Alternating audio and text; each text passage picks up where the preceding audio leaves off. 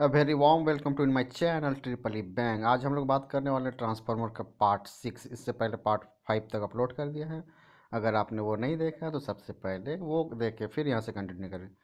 तो अगर आपने चैनल को सब्सक्राइब नहीं किया है तो सबसे पहले चैनल को सब्सक्राइब कर दें और बेल आइकन को प्रेस करें ताकि हम जब भी अपलोड करें वीडियो आपको नोटिफिकेशन मिल जाए।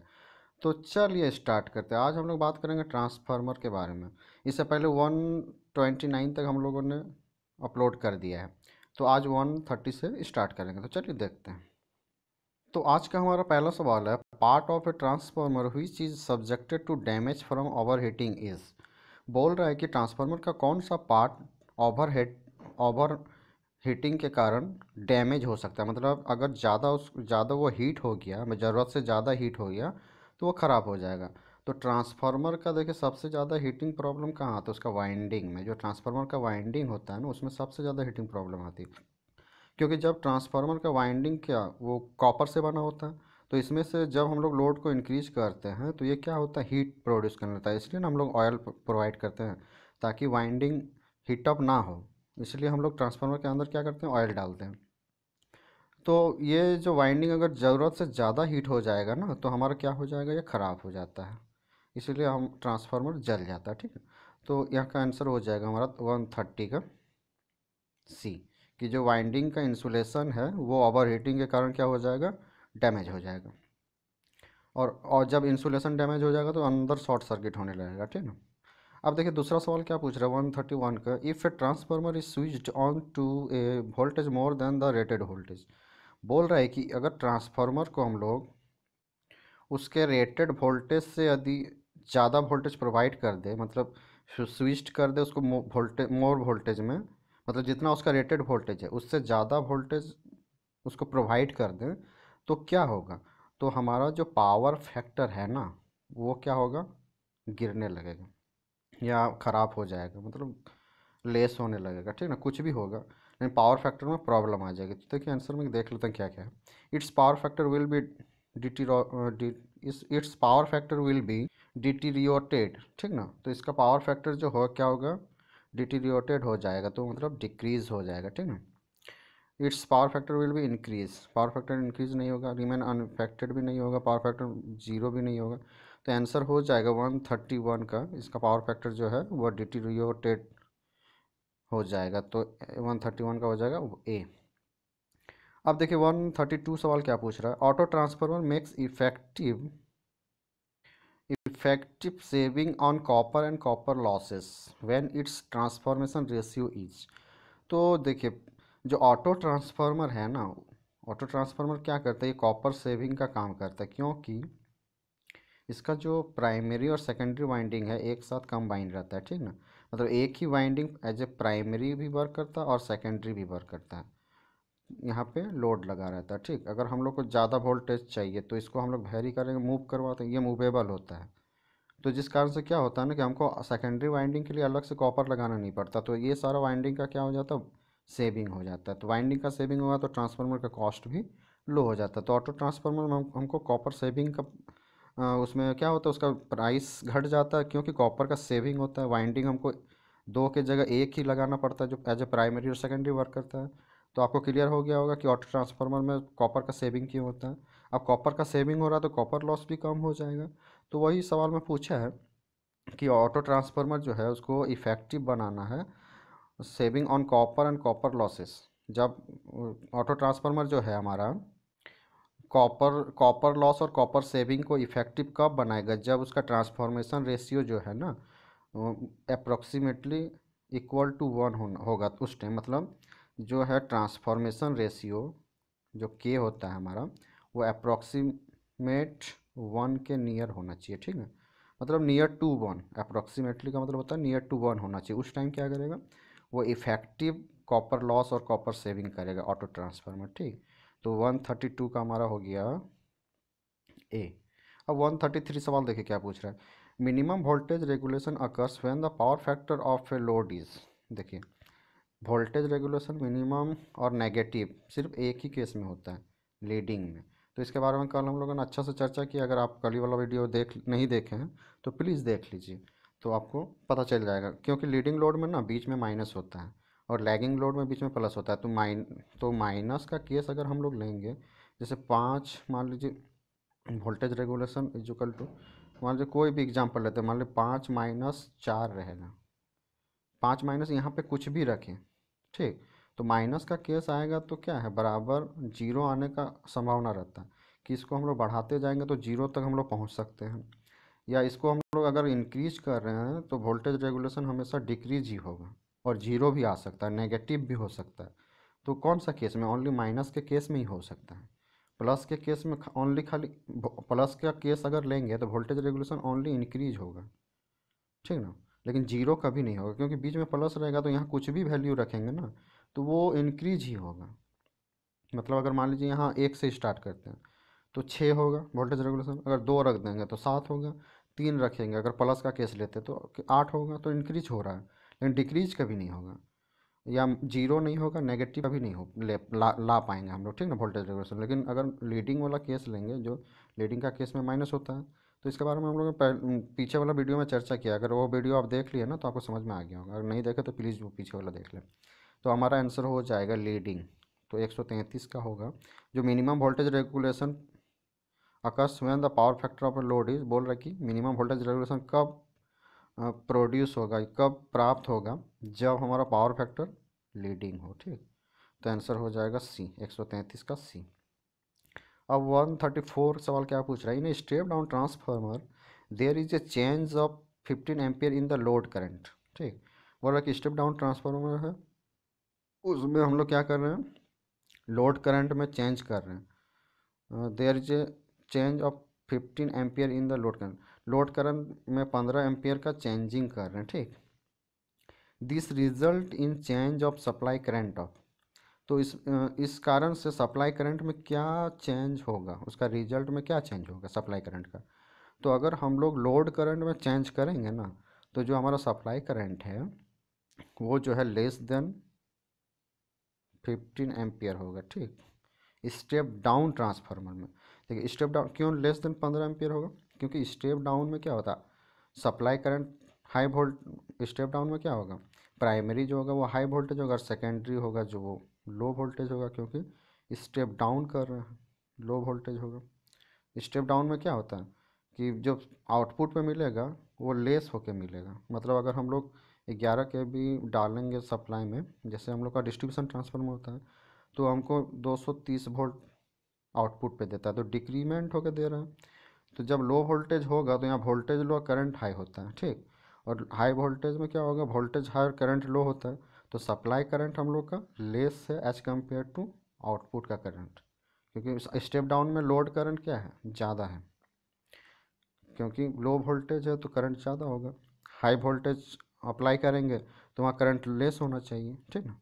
तो स्टेप डाउन में स्टार्टिंग का जो अप्लाई वोल्टेज होता है वो लेस होता है, तो इसलिए बोल रहा है कि यहाँ 15 है तो लेस देन 15 अप्लाई करेंगे तब नहीं यहाँ 15 मिलेगा।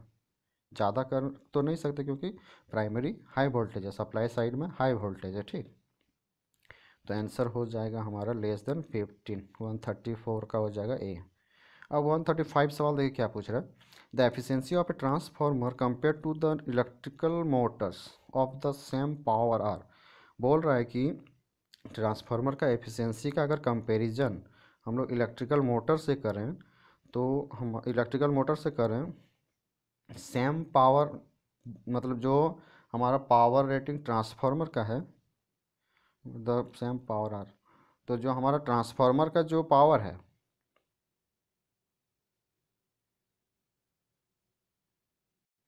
तो सेम पावर का जो मोटर है उससे क्या होगा, ज़्यादा होगा। मतलब ट्रांसफार्मर का जो एफिशिएंसी है, एफिशिएंसी वो ज़्यादा होगा एज कम्पेयर टू मोटर, क्योंकि ट्रांसफार्मर में कोई रोटेटिंग पार्ट होता नहीं है तो लॉस बहुत कम होता है, ठीक। मोटर में रोटेटिंग पार्ट है तो एफिशिएंसी इसका लो होता है, लॉसेस बहुत ज़्यादा होता है इसलिए। तो जब सेम पावर रेटिंग का मोटर का कंपैरिजन ट्रांसफार्मर से करेंगे ना, तो ट्रांसफार्मर का एफिशिएंसी मोटर से ज़्यादा होगा, मच हाइयर हो जाएगा। तो 135 का आंसर हो जाएगा हमारा सी। अब 136 का सवाल देख लेते हैं। 136 का सवाल पूछ रहा है हमको, the short circuit voltage of a transformer mainly depends on the, बोल रहा है कि जो शॉर्ट सर्किट वोल्टेज है ट्रांसफार्मर का वो किस पे डिपेंड करता है? तो वो डिपेंड करता है मैग्नीट्यूड ऑफ लीकेज फ्लक्स। जो लीकेज फ्लक्स होता है ना, उसी पे डिपेंड करता है हमारा शॉर्ट सर्किट वोल्टेज ट्रांसफार्मर का। ठीक, तो 136 का आंसर हो जाएगा ये ए। अब 137वां सवाल क्या पूछ रहा है? In a transformer the electrical power is transform from one coil to another coil या other coil in a transformer. बोल रहे हैं जो ट्रांसफार्मर है हमारा, उसमें देखिए ट्रांसफार्मर का डायग्राम ये हो गया, सर्किट इसका डायग्राम हो गया ट्रांसफार्मर का।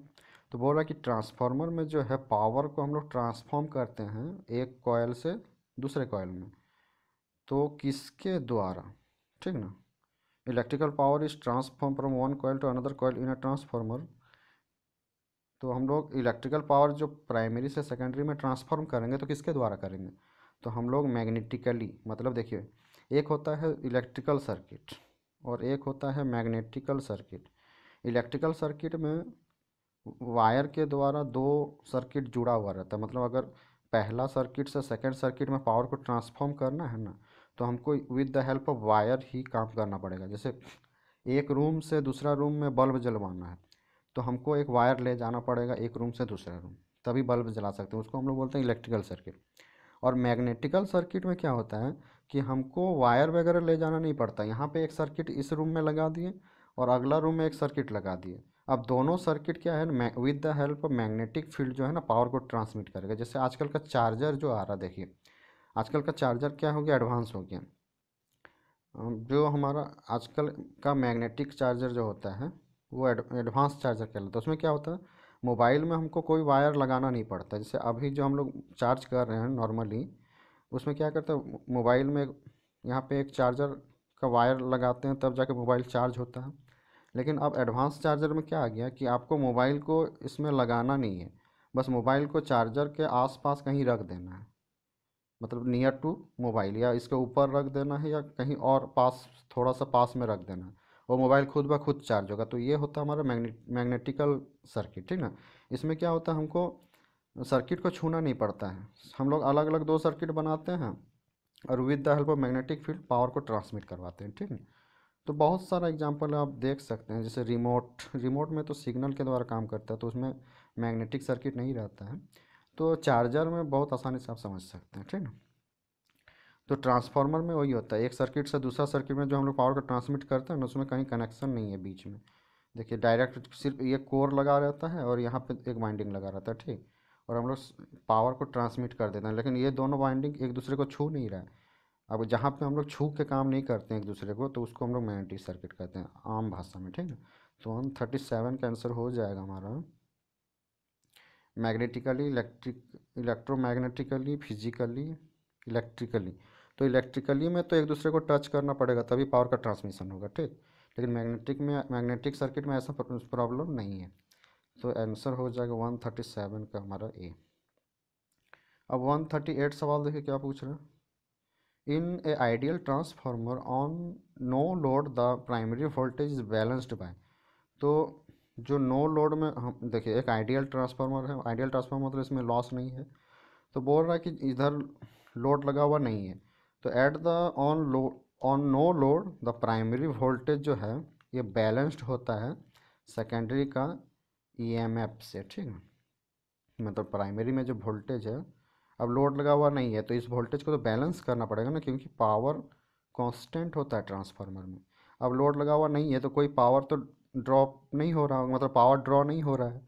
तो अब वोल्टेज तो हम लोग प्राइमरी में अप्लाई कर चुके हैं, करंट भी आ रहा होगा, तो यहाँ पे ईएमएफ इंड्यूस्ड होता है। ठीक ना, वो ईएमएफ क्या करता है, इस पावर को कांस्टेंट बना के रखता है, मतलब इधर जितना पावर दिया उतना पावर इधर भी उस टाइम रहता है। ठीक है, जब नो लोड का कंडीशन हो।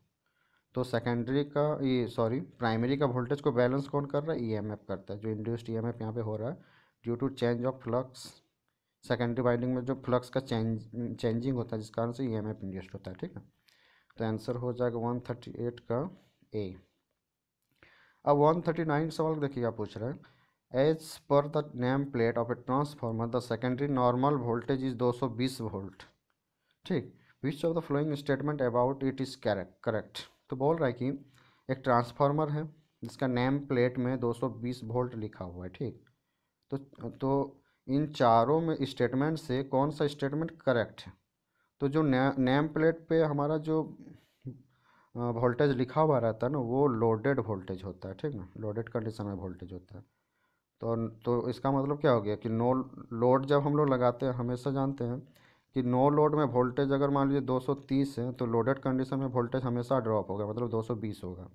तो इसका मतलब क्या हो गया कि जो हमारा नो लोड वोल्टेज है वो ज़्यादा होगा as compare to loaded voltage. No load voltage, ये नो लोड वोल्टेज है, किसी भी ट्रांसफार्मर में अगर नो लोड वोल्टेज ये दिया हुआ है तो लोडेड कंडीशन में ये वोल्टेज हो जाएगा, ठीक है। तो ये लोडेड कंडीशन में, तो लोडेड कंडीशन में वोल्टेज क्या होता है, डिक्रीज होता है as compare to no load condition में, ठीक। तो चलिए हम लोग दिखाते हैं ट्रांसफार्मर का नेम प्लेट में कैसे वोल्टेज का वैल्यू दिया हो रहा था। तो चलिए देखते हैं। तो जैसा कि आप फिगर में देख पा रहे हैं कि देखिए यहाँ पे नो लोड वोल्टेज दिया हुआ 433 वोल्ट, ठीक ना।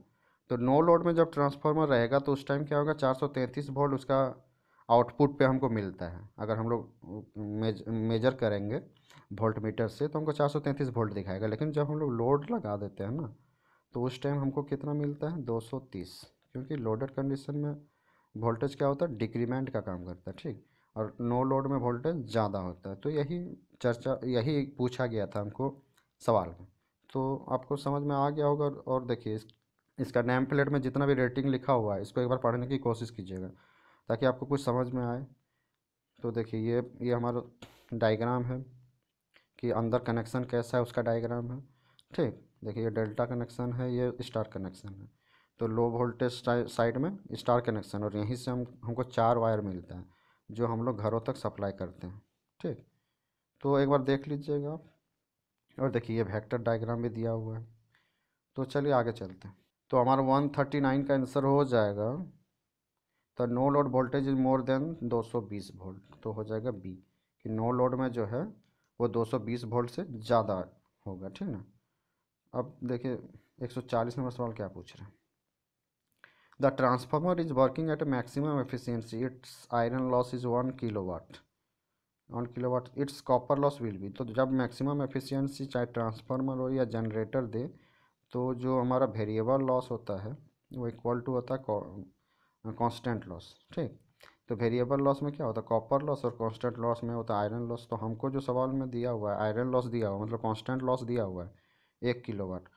तो हमारा वेरिएबल लॉस क्या होगा, मतलब कॉपर लॉस हो जाएगा 1 किलोवाट।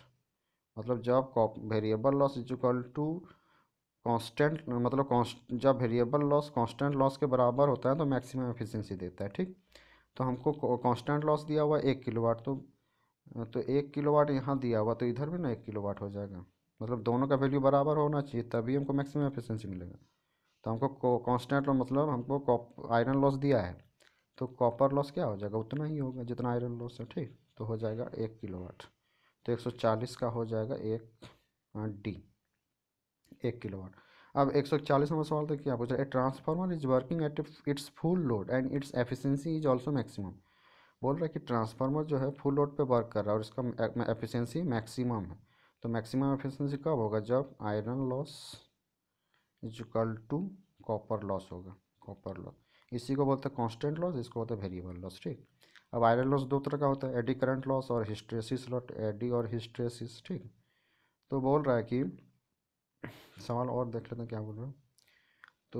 तो बोल रहा है कि maximum it's iron loss is 1 kilowatt. तो आयरन लॉस दिया हुआ है 1 किलोवाट, ठीक, मैक्सिमम एफिशिएंसी में है।